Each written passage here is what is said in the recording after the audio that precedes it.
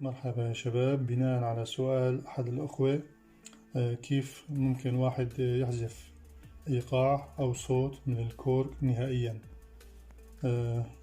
أول شي بندخل وبنختار مثلا هذا الإيقاع بدك تحذفه، لكن هلأ هيك ما فينك.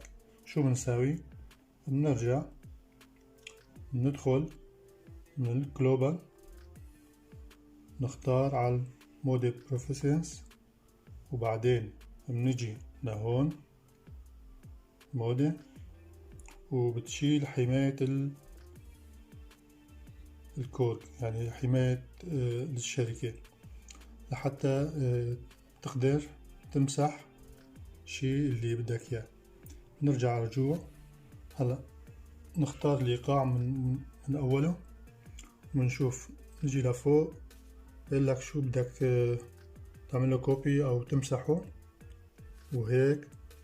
هلا هيك بسألك إنه أنت متأكد بدك تمسح الإيقاع اللي أنت اخترته، تقول له يس.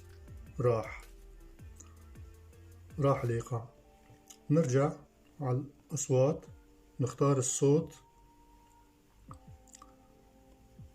كمان، بتدخل وبتختار الصوت،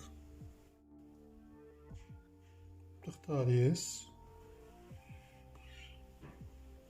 راح الصوت، ضل فاضي. وهيك بيكون عملية كيف واحد بيحذف إيقاع أو صوت. إذا كان واحد بيريد يمسح صوت أو إيقاع أو شيء أنت مسجله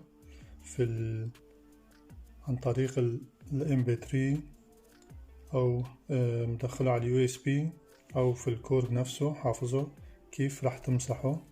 بتدخل على ميديا وبيعطيك هون اللوحة، انت فيك تختار الشي اللي بدك تحذفه على USB أو على الديسك نفسه على الكيبورد. فلنفترض تختار شي وتعمل ديليت، هيك تعمل له ديليت، بقول لك يس، بكون راح. هي كيفية المسح من USB أو من الشي اللي انت مسجله أو منزله على USB أو على الكورك. هيك أتمنى الكل يستفيد. شكرا.